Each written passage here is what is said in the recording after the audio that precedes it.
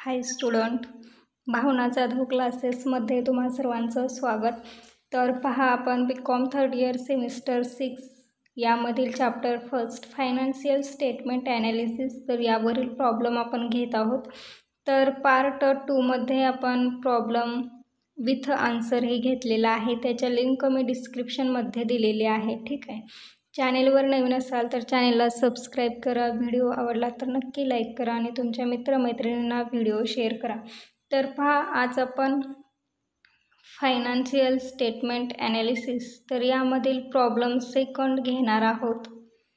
तर जर तुम्ही सिलेबस पाहिलेला नसेल मॅनेजमेंट अकाउंटिंगचा, तर सिलेबसचा व्हिडिओसुद्धा आपल्या चॅनेलवर अवेलेबल आहे, तुम्ही जाऊन पाहू शकतात. तर पहा, आपण सेकंड प्रॉब्लेम सुरुवात करणार आहोत. जर तुम्हाला या प्रॉब्लेममध्ये काही समजलं नसेल तर तुम्ही आवश्यक मला कमेंट करून विचारू शकतात.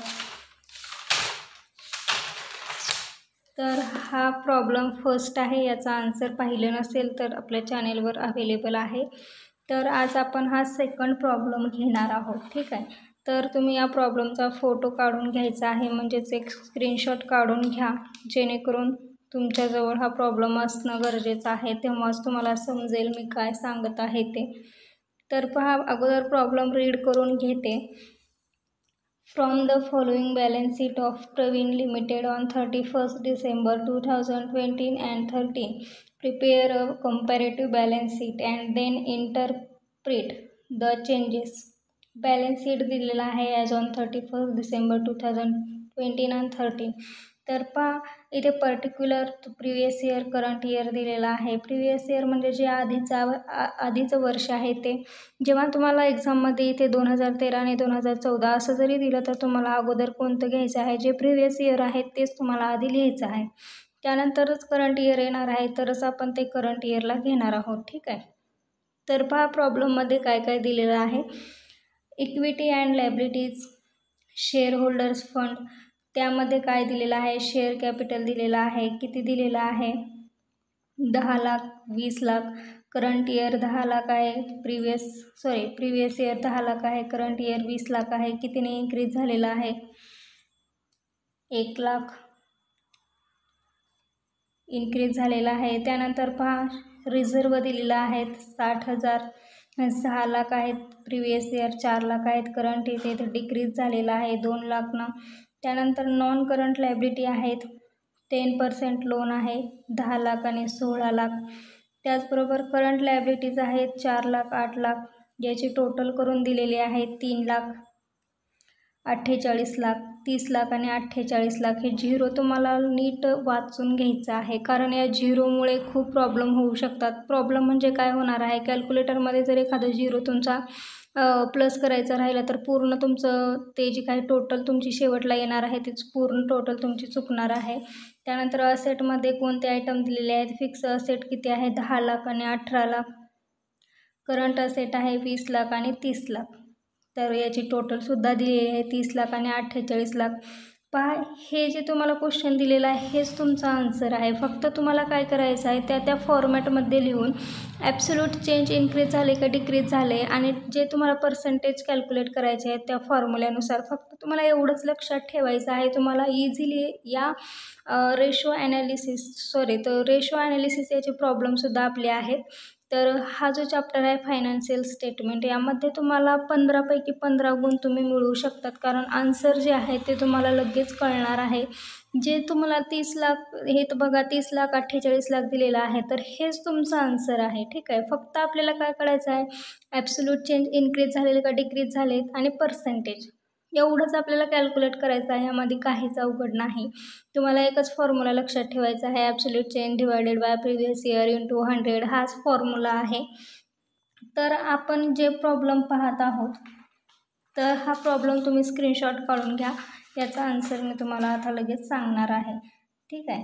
तर कंपॅरेटिव्ह बॅलन्स शीट हा जो प्रॉब्लेम आहे तुमचा, तर कंपॅरेटिव्ह स्टेटमेंटवरचा आहे. ठीक आहे. नेक्स्ट आपल्याला भरपूर काही पाहायचं आहे. त्याआधी आपण कंपॅरेटिव्ह बॅलन्स शीट व्यवस्थित समजून घेतलात तर तुम्हाला काहीच अवघड जाणार नाही. तर कंपॅरेटिव्ह बॅलन्स शीटचा फॉर्मॅट आहे particulars, previous year, current year, absolute change आणि पर्सेंटेज चेंज इन्क्रीज और डिक्रीज. ठीक आहे. तर पहा आपल्याला काय दिलेलं आहे प्रॉब्लेममध्ये. पहिल्यांदा आत्ताच तुमच्याकडे प्रॉब्लेम दिलेला होता, ज्यांनी तुम्ही स्क्रीनशॉट काढून घेतलेला असेल किंवा लिहून घेतलेला असेल त्यांनी याचसोबत उत्तर सोडवायचं आहे. तर बघा, शेअर होल्डर्स फंड यामध्ये काय काय आहे. शेअर कॅपिटल आहे, रिझर्व आहेत. ॲज इट इज इथे 10 lakh, 20 lakh previous year, current year. तर कितीने इन्क्रीज झालेला आहे, तर 10 लाखाने इन्क्रीज झालेला आहे. इथे झाली हा इन्क्रीज म्हणजेच 100% येईल. कसं कॅल्क्युलेट करायचं तर पहा, वर्किंग नोटमध्ये फॉर्म्युला हा लिहायचाच आहे. Absolute change divided by previous year into previous year value into 100. Share capital किती आहे, 10 लाख. हे 10 लाखाने इन्क्रीज झालेली अमाऊंट घेतलेली आहे आणि 10 लाख काय आहेत तर शेअर कॅपिटलचे प्रिव्हियस इयर आहे. इंटू 100 किती येईल, पर्सेंटेज 100. तर ही लिहा इथे 100%. त्यानंतर नेक्स्ट आयटम आहे रिझर्व. तर रिझर्व किती आहेत, 6 लाख आणि 4 लाख. इथे इन्क्रीज झाले का डिक्रीज झाले, डिक्रीज झाले. त्यामुळे याला कंसामध्ये घ्या जेणेकरून तुम्हाला लक्षात येईल. तर पहा, रिझर्व मायनस 2 लाखनं काय झालेलं आहे इन्क्रीज, डिवायडेड प्रिव्हियस इयरला अमाऊंट 6 लाख आहे, इंटू 100 करा. किती येईल, -3.33%. तर हे तुम्हाला इथे घ्यायचं आहे. त्यानंतर प्रॉब्लेममध्ये नॉन करंट लायबिलिटी दिलेले आहेत. 10% लोन दिलेला आहे, 10 लाख आणि 16 लाख. तर इथे काय झालेलं आहे, इन्क्रीज की डिक्रीज, तर इन्क्रीज झालेला आहे 6 लाखनं. तर 10% लोनवरती कॅल्क्युलेट करा. 6 लाख डिवायडेड 10 लाख इंटू 100 किती येईल, 60%. हे लोनचं झालं. त्यानंतर करंट लायबिलिटीज दिलेले आहेत किती, 4 लाख आणि 8 लाख. कितीने इन्क्रीज झाले इथं तर 4 लाखनं. तर हे सुद्धा तुम्हाला इथे पहा, 4 lakh divided bye 4 lakh into 100 किती येईल, 100% पर्सेंटेज येणार आहे. त्यानंतर टोटल करा लायबिलिटीची, किती येईल, 30 लाख 48 लाख. तर हे कुठून आले तर करंट इयरची टोटल करा, प्रिव्हियस इयरची टोटल करा. प्रिव्हियस इयरची येईल 30 लाख, करंट इयरची येईल 48 लाख. तर इथे दोन्हीत काय कितीने इन्क्रीज झालेला आहे तर 18 लाखाने इन्क्रीज झालेला आहे. ठीक आहे. तर आता ही अमाऊंट कशी काढायची तर 48 लाख मायनस 30 लाख करा. किती येईल, 18 लाख येईल. तर याचा पर्सेंटेज कॅल्क्युलेट करा. किती आले पहा, 18 लाख डिवायडेड 30 लाख इंटू 100 किती येईल, पर्सेंटेज 60%. तर हे 60% तुम्हाला इथे लिहून घ्यायचं आहे पर्सेंटेज चेंजेसमध्ये. ठीक आहे. त्यानंतर असेट दिलेले आहेत. तर असेट लिहा, फिक्स असेट, करंट असेट. ज्या तुम्हाला प्रॉब्लेममध्ये पहा ॲज इट इज अमाऊंट दिलेली आहेत, ॲज इट इज तुम्हाला इथे लिहायचे आहेत. फक्त हे 2 कॉलम जे आहेत तुम्हाला एक्स्ट्रा करायचे आहेत. काय, ॲब्सोल्यूट चेंज किती आला, इन्क्रीज और डिक्रीज, आणि पर्सेंटेज किती आले हे तर कॅल्क्युलेट करून लिहायचं आहे. तर असेटमध्ये पहा, फिक्स असेट किती दिलेले आहे, 10 लाख आणि 18 लाख. तर इन्क्रीज झाले का डिक्रीज झाले तर इन्क्रीज झाले. कितीने तर 8 लाखने इन्क्रीज झाले. तर याचं पर्सेंटेज कॅल्क्युलेट करून सांगा बरं लवकर. विदिन 1 मिनिटामध्ये तुम्हाला यायला पाहिजे. तर पहा, फिक्स असेटचं calculation 8 lakh divided by 10 lakh गुणिले 100 किती येईल, 80%. हे तुमचं पर्सेंटेज आलेलं आहे फिक्स असेटचं. करंट असेट दिलेले आहेत 20 लाख, 30 लाख.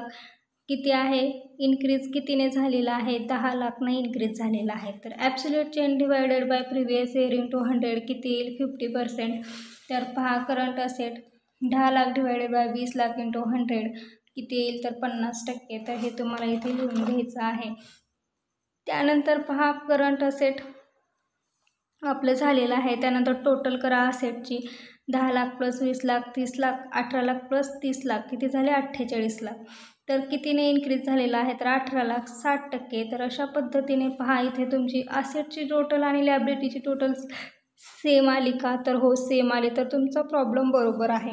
इथे जर तुमची किंमत वेगळी आली 30 लाख आणि इथे जर 30,50,000 आली तर हा तुमचा प्रॉब्लेम चुकला असं तुम्ही गृहीत धरायचं आहे. कारण जेव्हा तुमचा प्रॉब्लेम सॉल्व करून होणार आहे, जेव्हा तुम्ही याची टोटल करसाल तेव्हा असेट आणि लायबिलिटीची टोटल तुमची सारखी आलेली पाहिजे, तरच तुमचा हा प्रॉब्लेम बरोबर आहे असं तुम्ही धरायचं आहे. तर अशा पद्धतीने याचा फॉर्मॅट असेल. तर आपण प्रॉब्लेम दुसरा आज पाहिलेला आहे. नेक्स्ट व्हिडिओमध्ये प्रॉब्लेम तिसरा हा घेणार आहोत. ठीक आहे. तर पार्ट 1 आणि 2 तर पार्ट 1मध्ये तुम्हाला पूर्ण स्टेटमेंटचा फॉर्मॅट हा पाहता येईल आणि पार्ट 2मध्ये प्रॉब्लेम 1 याचा प्रॉब्लेम आणि आन्सर हे तुम्हाला भेटणार आहे. तर त्या दोन्ही लिंक मी डिस्क्रिप्शनमध्ये दिलेले आहेत, ते तुम्ही पाहू शकतात. माझं आणखीन एक चॅनेल आहे भावना जाधव व्लॉग्स, तर त्या चॅनेलची लिंक मी टेलिग्रामवर शेअर करते. तुम्ही जॉईन करा, त्या चॅनेलला सबस्क्राईब करा आणि व्हिडिओला लाईक करा. तर नेक्स्ट व्हिडिओमध्ये आपण स्टेटमेंटमधील थर्ड प्रॉब्लेम घेणार आहोत. याच्याहून थोडासा डिफिकल्ट नसणार आहे, फक्त आयटम्स हे जास्त असणार आहे. तर तो प्रॉब्लेम आपण नेक्स्ट व्हिडिओमध्ये घेणार आहोत. तो प्रॉब्लेम पाहण्यासाठी सबस्क्राईब करा आणि बेल आयकॉनला प्रेस करा, म्हणजेच नवीन व्हिडिओ मी अपलोड केला की तुम्हाला नोटिफिकेशन भेटत राहील. तुम्ही त्यामुळे माझे कोणतेही व्हिडिओ मिस करणार नाहीत.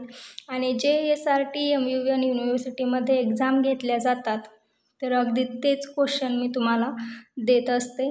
मागच्या सेमिस्टरमध्ये सुद्धा मी तुम्हाला जे मॅनेजमेंटवरती क्वेश्चन दिलेले होते, तर अगदी तेच क्वेश्चन तुम्हाला विचारण्यात आलेले होते 20 मार्क 15 मार्कासाठी.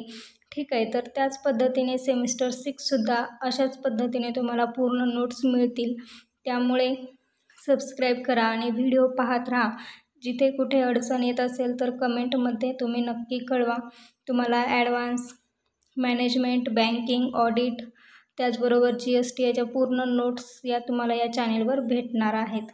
तर भेटूया आपण नवीन व्हिडिओमध्ये, नेक्स्ट व्हिडिओमध्ये तिसऱ्या प्रॉब्लेमसोबत. तोपर्यंत अभ्यास करा. धन्यवाद.